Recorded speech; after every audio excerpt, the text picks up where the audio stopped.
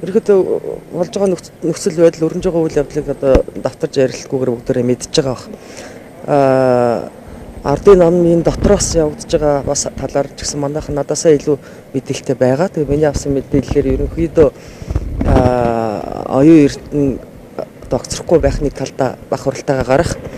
Эсвэл одоо ерөнхийлөгчийн зүгээс оюун эрдэнэийг засагс гарахыг шаардах гэдэг ийм хоёр хувилбар биш үлээ шүү дээ. Угаасаа яаж ч утсан гэсэн.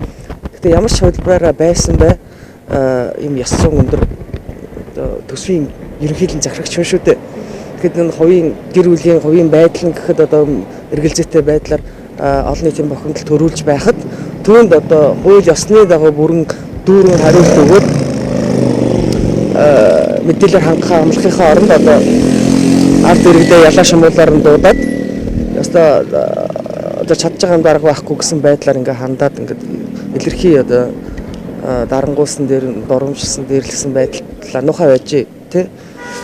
Тэгээд ийм байдалд хүрж байгаа нийцийн бүлэгтээ арчилсан нам улс төрийн хүчний хувьд уг нь бол ард түмнийхээ энэ тавьж байгаа шаардлагыг дэмжиж энэ дарангууланд одоо захирч явж байгаа энэ нөхцөл байдалд одоо нөгөө талын сөрөгч нүдэн хоолой гаргаад тэнцвэртэй байдлыг бас хангах байдлаар наандарж иргэдийн тавьж байгаа орлогоо нотлохыг шаардж байгаа нөхцөл байдлыг хууль ёсны дагуу болгоод одоо улс төрийн ойлгомжгүй байдал тоглолт хийдэггүй маа гэхэд за наад зах нь ийм байдлыг гаргаж ирээгүй байлаа гэхэд манай намд бүх асуудлын одоо буруу нэр хүндийн уналтыг нааж штэ ер нь дандаа л ингэж ирлээ. Тэрнээс өмнө бас ингээ улс төрийн намын одоо бүхэл бүтэн намын улс төрийн хүчний хувь стратегийнхаа алхмыг бол хийх ёстой байсан. Тэгээ ямар ч юм хийгдэхгүй юм идэхгүй эсвэлтлээрээ ерөнхийдөө эрх баригчдын гаргаж байгаа үйлдэлүүдийг одоо нэгсэндээ дэмжиж чинь л гэсэн үг шүү дээ. Ямар нэг хариу үйлдэл хийхгүй байсан учраас бид шаардлага хургуулсан.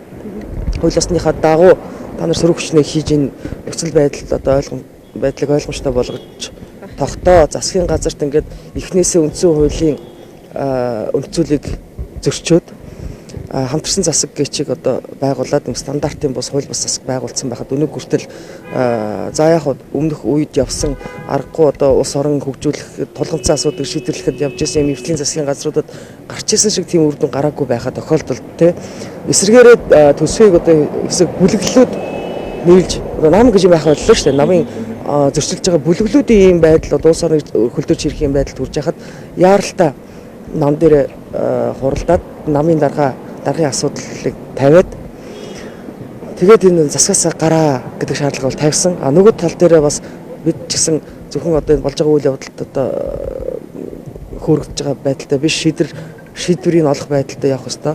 Тэгээ нам дээр ирээд намынхаа удирдлагуудад ялангуяа ерөнхий нарийн бичгийн даргад одоо энэ шинэ хуулийн дагуу шинжилж байгаа дүрмээ дахиад нөгөө хуучин аргаараа тэ дотоод арчилгүйгээр ингээ хэдэн хүмүүсийг алга тавшуулаад орон нутаг дүүргүүдийн намын гишүүдэд танилцуулсан нэртэйгээр яваад тэгээд шуурган дурууцсан юм шиг орж ирээд хилцсэн харгалсан юм байхгүйгээр үнс болцдог юм шиг юм газ унш танилцуулсан болоод ингээ хэрүүл дундор баталсан болгоо гараа авчдаг шиг юм болох юм болоод бид нар нөгөө арчилсан намынх нь бодиттой институцээр нь биш дахиад нөгөө бүлэглүүдийн хоорондын дайны хэлбэрээр ийм зөрчилтэй хэвээрээ үлдэх гэдэг нэг асуудлыг л тавьж байгаа.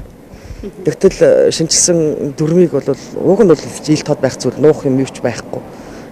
Хууль гарцсан байгаа хуультай хэр нийцэж байгаа гэдгийг нь бол нийцэж шинжилж загвараа өөрчилсөн бэ гэдгээ төслөө олон нийтэд биш юм ахад намынхаа гишүүдэд нээлттэй тавих ёстой үүрэгтэй. Энэ бол ерөнхий нарийн бичгийн даргын өөрийнх нь үүрэг.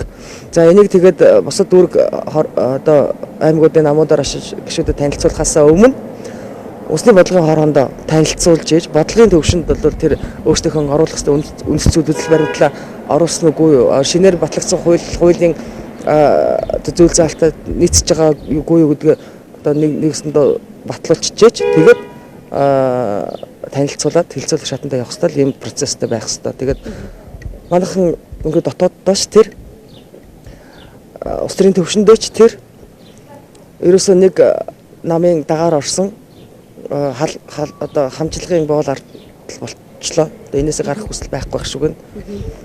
Эрх ашиг зөрчилдөж байгаа байх шиг байна. Тэмцэлдэж байгаа нэг нь одоо зохион байгуулалтаар бөөнөрөө за нөгөө эсрэг нам гэхээс илүү манай намын нөхд өөрсдөө нөгөө бүлэглэлээр өвчин дарддаг болсон байна. Тэгэхээр зарчмын асуудал буюу эрүүл асуудал тавих ямар ч болцоогүй болгоцсон ийм үед одоо тэмцлийн оногдож байгаа хурц хэлбэрэл сонгохоосоор аргагүй байдал төрж байна. Ер нь бол Монгол Ардын намын удирдах зөвлөлөөс өчтөр баг хурлыг хуралдуулах шийдвэр нь өөрөө ерөнхий сайдыг огцруулахгүй юмаа гэдэг ийм шийдвэр гэж бол шууд ойлгогдож байна. Тэгэхээр энэ нөгөө намын дүрмээрээ одоо яах вэ гэдэг чинь одоо мэдээж хэрэг хамтарсан цагаас гарах цаашдаа нэг нам дангаараа засаглаад явах түүн дээр нь хариуцлага тооцох асуудал чинь өөрөө энгийн зарчмаараа очсон усад бас хүлээн зөвшөөрөдөг юм хувилбар юм а ч гэдэг юм уу. Зарим хүмүүс тэгж ярьж байгаа шүү байна. За яг улс төр бол одоо буцалж байна тийм ээ. Гэхдээ оюун эрдний асуудал өнөөдөр өчигдөр болоод сая өнгөрсөн 7 хоногт тусалж байгаа юм биш. Ардын нам үнэлэхүүгээрээ ялаад 2 удаа улирсан одоо 3 дахь дээр ингээд өөрсдийн намынхаа дэмжлэгийг авах болсон учраас өөр нэг үг дуугууд үгийн дагдаг амьгүй албатуудтай болохын тулд манай намаас болон хүн намаас ингээд бүрдүүлээд өөрийнхөө кабинетыг байгууллаа. Энийг бол хууль зөрчөөд үндсэн хуулийн эсрэг яваад ингээд хийгээд хүчнээд ер нь хийдэг болчлаа шүү дээ. Тэгээ үндсэндээ 3 дахь удаага удирч байгаа ерөнхий сайд чахуу юм байгаа хүн чинь эрх мэдлийн нөгөө том урт хугацаанд бий болгосон өөрийнхөө тэр гагнсан одоо ассет гэдгийг те ямиг алдахгүй төлөөх юм улс төрийг тойрсон маахгүй цаашийн энэ том бүлэглүүдийн бараг дайм болж байна л да. Тэгээ энэ бүлэг дотроо манай нам бол томцонд норохгүй. Гэтэ нэг хулгаар харьцуулаад ямар нэг эрх ашиг юм уу эсвэл одоо айц төгшөөр орчихгүй байдлаар ингээд нэг юм явчихна гэсэн ойлголттой байх шиг байна. Манайхан ямар ч нэг үйл хийхгүй байгааг ингээд сайн ойлгохгүй. Эсвэл одоо амихандаа эсвэл энэ том гагнсан том сүлжээгээр оюун эрдэнэ гүрээснэрээ гүрээгээд гарнаа гэх юм бол бид хэдийг хайчихгүй нэг хажуудаа хөлдөө хормоодоо чирээд явчих байх гэсэн бодлоготой явж байгаа зарим хүмүүс нь. Ялангуяа манай намын удирдлага оюун эрдэнэ бол өчигдрийн тэр байдлаараа ерөнхийдөө эрх мэдлээ би өгөхгүй тий өгчээсэн ч өгөхгүй дайм болсон ч өгөхгүй ингэдэ тулах юм бол би өгч ягаар ер нь хамтдаа бүгдөө өгье гэдэг юм бол аль бисаар зарлчлаа. Цаашаа юу болохыг бол хэлж мэдэхгүй. Мэдээж хурц тогтворгүй байдал түрээсэ гэж ямар ч Монгол Улсын иргэн хүсэхгүй. Тэгэхээр энийг бол ямар аргаар шийдвэрлэх вэ гэхээр улс төрийн соёл, улс төрийн чадвараар шийдвэрлэх хэрэгтэй. Энийг шийдвэрлэхэд хамгийн гол нөлөө үзүүлэх ач холбогдлын гаргаж ирж чадах гаргалгаа тайллын санал болгох улс төрийн хүч нь бол манай нам байх хэрэгтэй. Харамсалтай нь манайхан ингээд нэг хоорондоо зарим хэсэг нь оюун эрдний засгийн газрын дийлэнх нь хормоод нь зүгтсэн ойрлож байгаа хэдэн хүмүүс явж байна. Зарим хэсэг нь одоо цаашаа хэрэг шийдвэрлэж чадахгүй төөрөлцөн хэсэгтээ явж байна.